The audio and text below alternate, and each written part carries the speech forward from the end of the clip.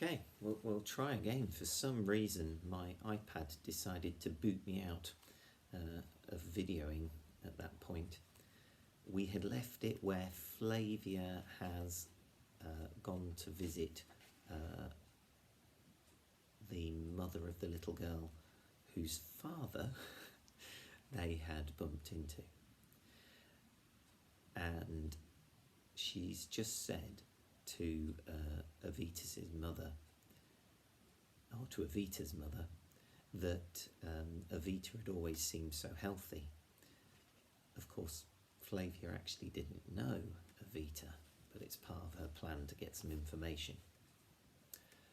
Her mother, Julia Firma, says, "I'm afraid she was bitten by a rabid dog." "Oh, how awful," cried Flavia. "How did it happen?"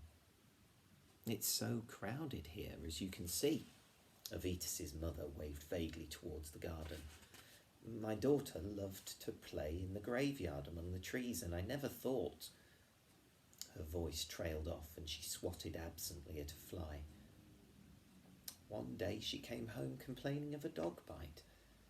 She was very brave. She cried a little, but it was not deep, so I merely put ointment on it and didn't think about it again." The woman closed her eyes for a moment and then continued. "After a few days, we suspected something was wrong. First, Evita lost her appetite, and then she began to be terrified at the sight of water. She even refused to drink. Finally, she began to see things that weren't there. The end, when it came, was peaceful." Julia looked down and brushed some plaster dust from her dark stola. The tragedy was that her father was away on voyage when it happened. Evita was our only surviving child, and when my husband returned and discovered that we had lost her, he was inconsolable.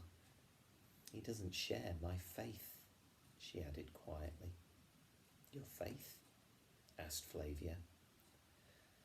"I believe that after we die, we will go to a place more wonderful than we can imagine. Not the cold, dark underworld that most Romans believe in, but a sunny garden, a paradise. I trust Evita is there now. She was also a believer." Julia Firma gazed at the faded plaster wall with a smile, as if she could see through it to a world beyond. Lupus and Flavia exchanged glances.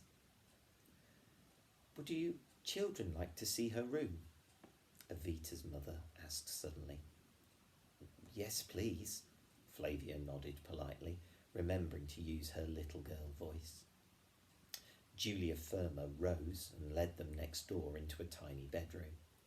A small window looked out onto the graveyard, and the walls were decorated with faded frescoes of trees, shrubs, and birds. "She loved this room," sighed Julia, and looked around with a sad smile. "She used to tell me paradise would be like this." A narrow bed occupied most of the cubicle, which was tiny but spotlessly clean. At the head of the sleeping couch was a low table with Evita's possessions still laid out: a clay lamp, a few tiny glass bottles, a bronze mirror, and a wooden comb. On the bed lay a small painting of the girl. Flavia and Lupus gazed at the portrait of Evita. Coloured wax had been applied to a flat piece of lime wood with such skill that the face painted there seemed about to speak. The girl wore small gold earrings and a bulla around her neck. The face gazing back at them seemed so cheerful and alert that Flavia's throat tightened painfully. For the first time, she really felt the tragedy of the girl's death. Lupus picked up the portrait to examine it more closely, and Flavia gazed out of the window into the graveyard. She couldn't see Jonathan, or Nubia anyway, but as she pushed her face further out, she caught a spicy whiff of grasses and pine needles. She breathed the scent of life gratefully, and then turned back to look for clues on the table. The clay oil lamp caught her eye. Its design was one she'd never seen before. On its top, where most lamps had a cupid or a leaf, was a beardless man with a lamb across his shoulders.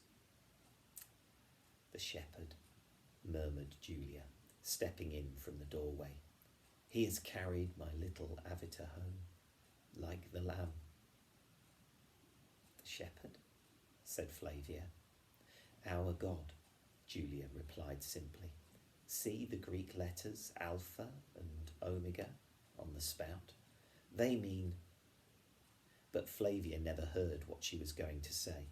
At that moment, an angry voice behind them cried, "What are you doing in my daughter's room? I warned you!" Lupus whirled round, and Flavia dropped the little clay lamp onto the floor.